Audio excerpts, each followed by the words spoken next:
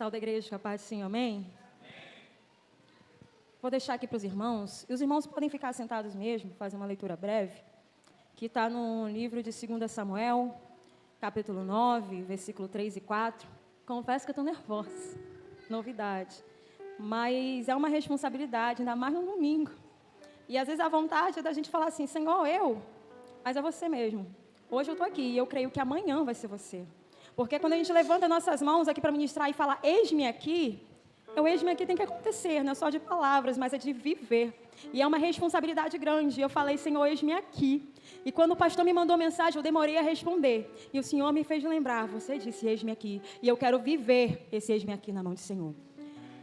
2 Samuel 9, 3 e 4, que diz assim, e disse o rei, não há ainda algum da casa de Saul, para que eu use com ele de beneficência de Deus?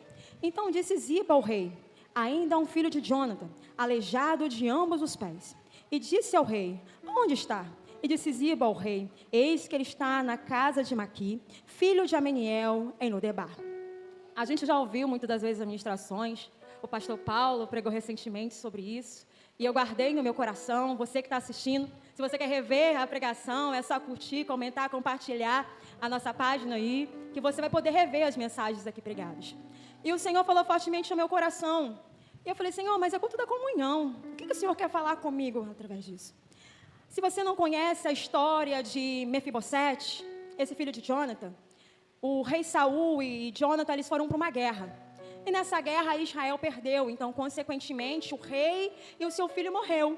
Sabendo da morte do rei e do filho, a ama de leite, a babá, pega Mefibosete para proteger ele e foge.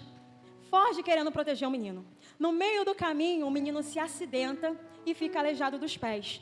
E a Bíblia, ela conta que esse menino é levado a uma cidade chamada Lodebar. E esse menino vai ficar órfão e vai ficar hospedado na casa de Maqui, até que o rei Davi pergunta por alguém da casa de Saul. Isso ficou falando forte no meu coração, porque um menino de 5 anos, agora ele é um fugitivo.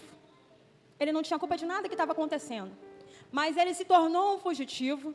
Esse menino agora também se tornou aleijado. Ele se encontra ali numa situação que ele não pediu para acontecer isso com ele, ele não merecia. E o Senhor começou a falar fortemente no meu coração, porque muitas das vezes eu estive aqui nesse altar, dizendo, Senhor, eu não merecia passar por isso. Eu não merecia passar por certas coisas. E só que essas coisas só me levavam a um caminho. E esse caminho era Lodebar. Lodebar é muito falada por ser uma terra de esquecimento. E ela era esquecida porque Lodebar fica no monte. Ela fica no alto. E quem já subiu monte aqui, quem já foi em montanhas, sabe? Quanto mais alto, quanto maior a altitude, mais o frio. Então não é toda planta que você consegue colher ali. E eu estudei e vi que Lodebar significa sem palavra e sem alimento. Era um lugar escasso, era um lugar que não tinha produtividade, não tinha rendimento. Quem vai querer investir num lugar que não rende? Ninguém. Você vai investir num local que não rende? Você vai querer, ninguém quer. Então ninguém ia lá. Mefibosete ficou lá, na casa de Maqui. E eu fui perguntar, fui querer saber quem era Maqui. Maqui era aquele cara que ele era próspero em Lodebar. E foi justamente esse que cuidou do neto do rei. Mefibosete estava aleijado dos pés. Mefibosete estava foragido. Mas ele continuava sendo filho de Jonathan. Ele continuava sendo neto do rei Saul.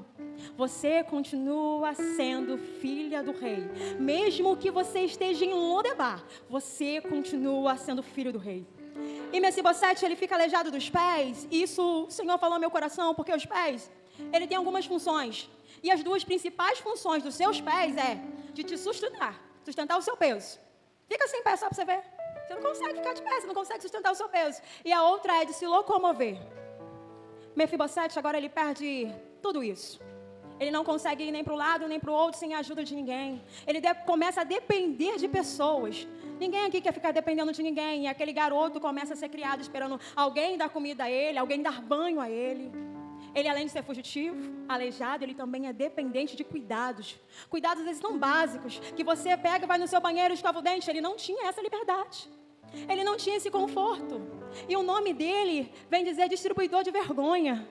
Como que esse cara se sentia? Crescendo dependente na casa de uma pessoa e mesmo assim continuava foragido. E Mefibosete, ele estava lá em Lodebar. E o rei Davi, quando assumiu o trono, falou assim, olha, tem alguém ainda da casa de Saul para que eu possa usar da misericórdia de Deus? Aí o servo Ziba, olha, tem sim. Tem um filho de Jonathan. Aí Davi lembrou de uma coisa, pastor, da aliança que ele fez com Jonathan. Quantas vezes Jonathan não salvou Davi das armadilhas do pai?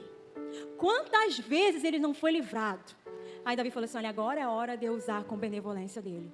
E Deus foi lá e chamou, olha, vai lá, Ziba, chama ele. E chamou. Mefibosete aceitou o chamado, porque ele mandou ir. Agora, querer ir até o rei era difícil, porque o que garantia Mefibosete que Davi não ia matá-lo? Aliás, o que Mefibosete era? Neto do rei. Não era o possível herdeiro do trono? Não se tornaria uma ameaça para Davi? Mas Mefibosete foi, chegou diante do rei e falou, eis-me aqui o teu servo.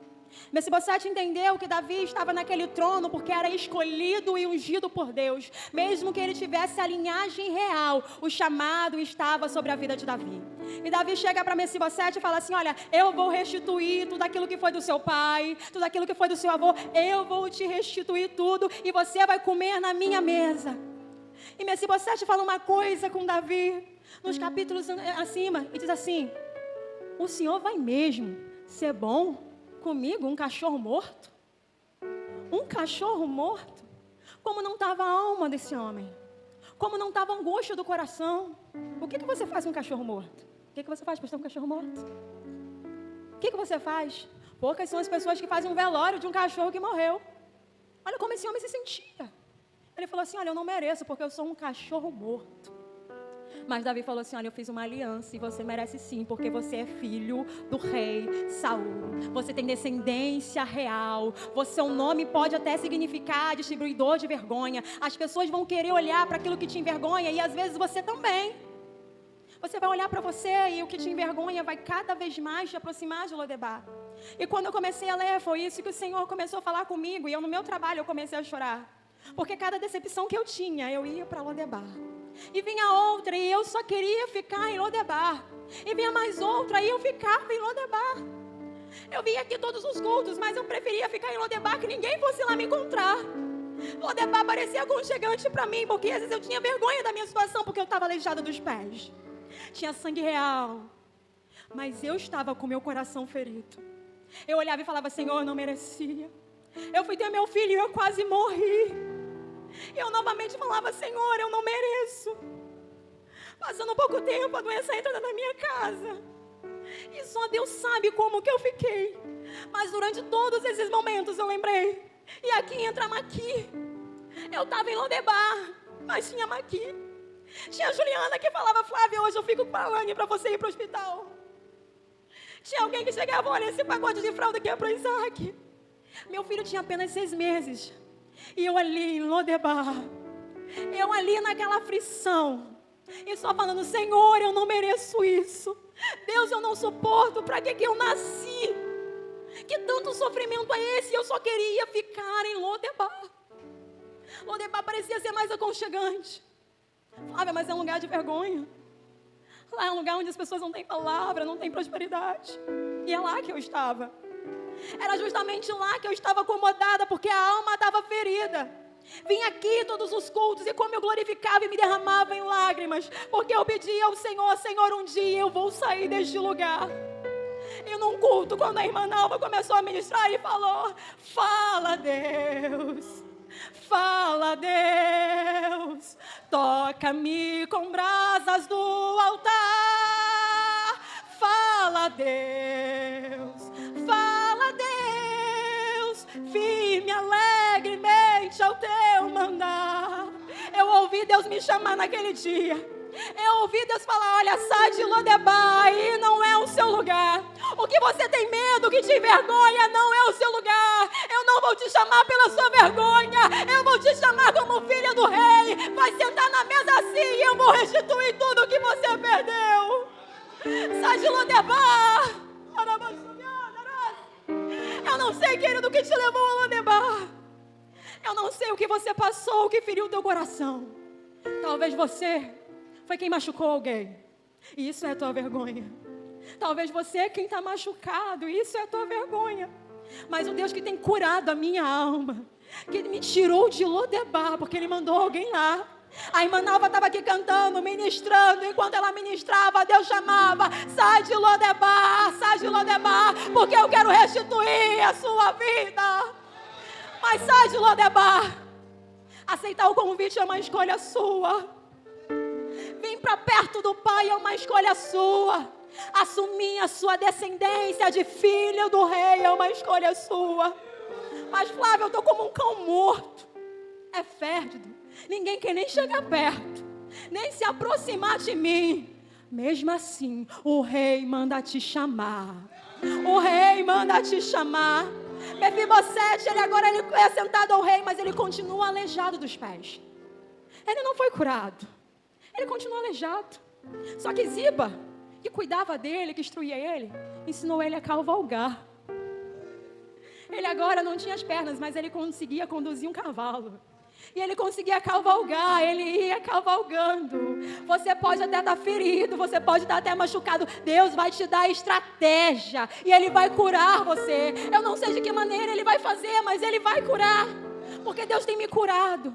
Deus tem me restituído coisas que eu achava que eu não tinha potencial mais.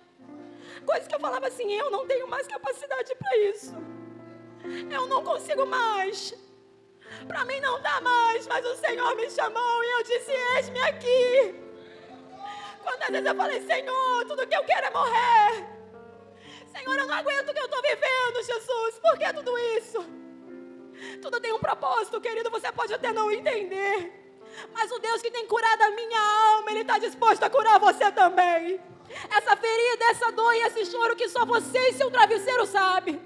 Que eu não sei, ninguém sabe, você sabe onde lateja. Você sabe qual é a sua vergonha. Você sabe o que você sente. Deus está querendo curar você também. Ele está querendo restaurar você também. As cicatrizes vão ficar. Mefibosete continuou aleijado, mas conseguia cavalgar. Pensa, o que é mais rápido? Um passo de humano ou uma cavalgada de um cavalo? Quem é mais rápido? Quem é mais rápido? Olha o que Deus faz. Fez ele ir além das expectativas dele. E o Senhor, Ele vai superar as suas expectativas. O Senhor vai te moldar do jeitinho que Ele quer, conforme Ele quer. Te trazendo de volta a intimidade com Ele, a comunhão com Ele, querido. Eu falo o que seria de mim se eu não tivesse da igreja. Nos momentos mais difíceis. Quantas vezes a irmã Lúcia, ela não está aqui, mas ela mandava áudio para mim, orando, intercedendo pela minha vida. Ela não sabia o que eu estava passando, mas ela estava orando por mim. Muitas das vezes, Senhor, eu não tinha nem força para nada.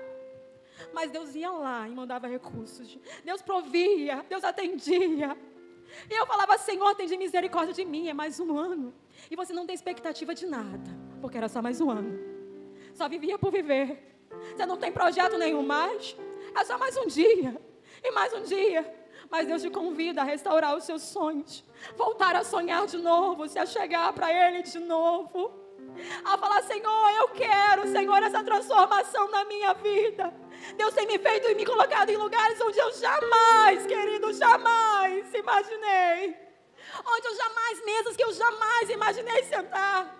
O Senhor tem me colocado, não porque eu sou merecedora, mas foi como Ele fez com Mefibosete. Eu vou restituir, ainda há tempo.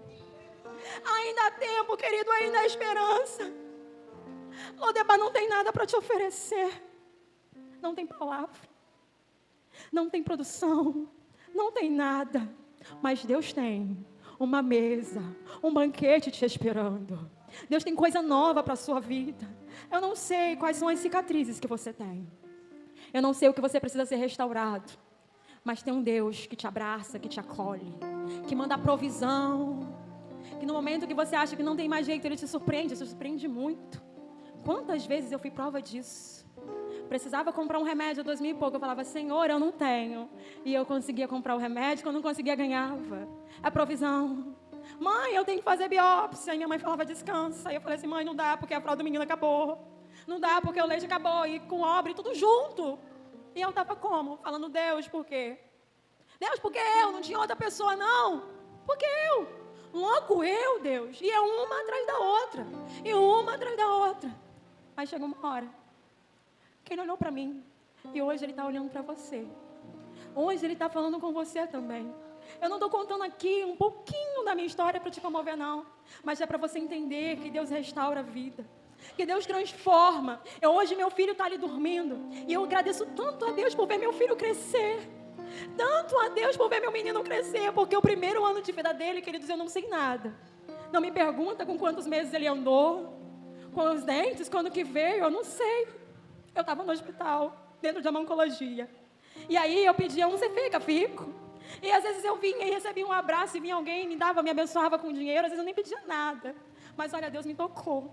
Deus me abraçou. Tinha dias, querido, que nem dinheiro a gente precisava, mas eu ligava, Vitor, leva para o hospital. E na hora, isso é comunhão, pastor. Isso é comunhão. E eu recebi essa comunhão, eu recebi esse cuidado, eu recebi esse abraço, mesmo em Lodebar. Mesmo essas situações só me fazendo ficar ali, não, deixa eu aqui. Aqui ninguém me quer, não, deixa eu aqui no cantinho. Mas Deus falou assim, não, aí não é o seu lugar. Sai de Lodebar. Eu tenho transformação, eu tenho restauração para a sua vida. As cicatrizes vão ficar, as marcas vão ficar sim. Ah, Flávia, eu tenho vício. Entenda, você não nasceu viciado. Deus te transforma. Quando Deus entra em você, já não vive mais você, mas Cristo vive. E Ele te transforma de dentro para fora. Ele te molda. Os costumes que você tinha, você não vai ter mais. Porque o Senhor, Ele vai te transformar. E você vai se surpreender com isso, querida. Eu finalizo as minhas palavras dizendo novamente, sai de Lodebar. Sai de Lodebar. Não é o seu lugar. Jesus, Ele pode restaurar você. Ele pode curar a sua vida. Fazer o que você ainda nem imagina. Você está vivendo na mesmice. Você quer, mas não consegue. Você vai e não consegue. Ou você está aqui como um cachorro morto, fértil, que nem você mesmo se suporta. Mas Deus tem vida para você. Deus tem restauração para você. Não se esqueça, guarda isso na tábua do teu coração. Você é filho e você é filha do rei. E Ele te chama para ir para o palácio. E assim eu agradeço a oportunidade no nome de Jesus.